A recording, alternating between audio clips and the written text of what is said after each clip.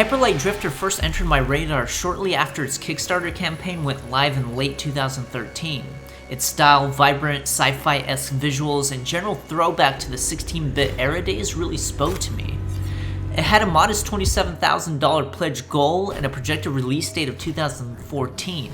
Nearly 3 years later, with a total pledge contribution of $645,000, it was finally released and it surpassed all expectations I had by leaps and bounds. On the surface, Hyper Light Drifter's story can be construed as straightforward. A silent protagonist wakes up in a world where something calamitous happened in the past, and he must piece together the mystery. But the way the story is expressed and unravels is truly beautiful. It doesn't take your typical route of explicit storytelling. There's nothing to read, very few cutscenes, and no dialogue.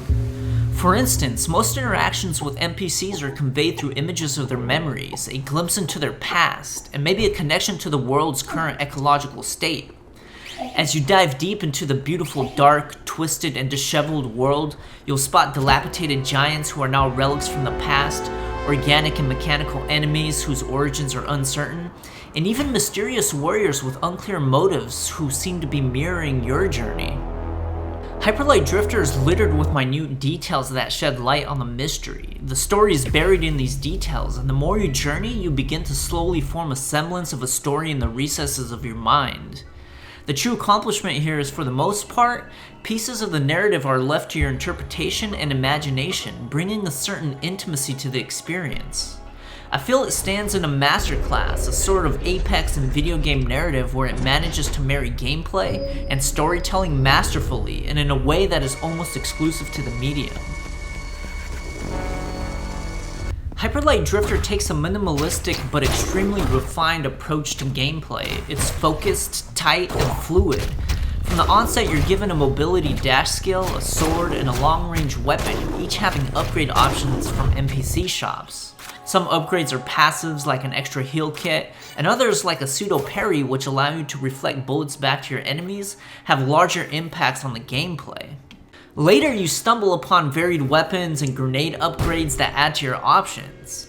Because of the extremely refined nature of the gameplay mechanics, the approach to combat becomes very tactical and calculated. You quickly begin to optimize your approach to tackling the varied combination of enemies and their moveset the game throws at you.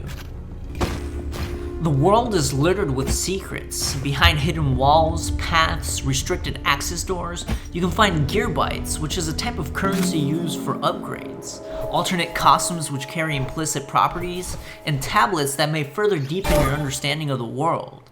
It begs for exploration, which is supported by the outstanding pixel art that at times leaves you in awe.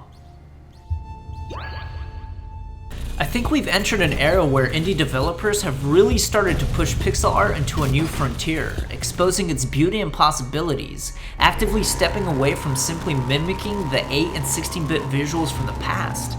Hyper Light Drifter fully embraces the artistic merit of pixel art and released a unique visual experience. There's a certain aura of elegance about Hyper Light Drifter, from the score to the combat to the art, where no one design element really outclasses another. They are given equal importance and meld in harmony.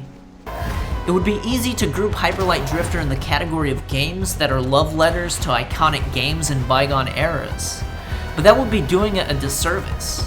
It's obviously influenced by some rather iconic material, but ultimately its refinement and cohesion of principles help it transcend the influences that shaped Hyper Light Drifter.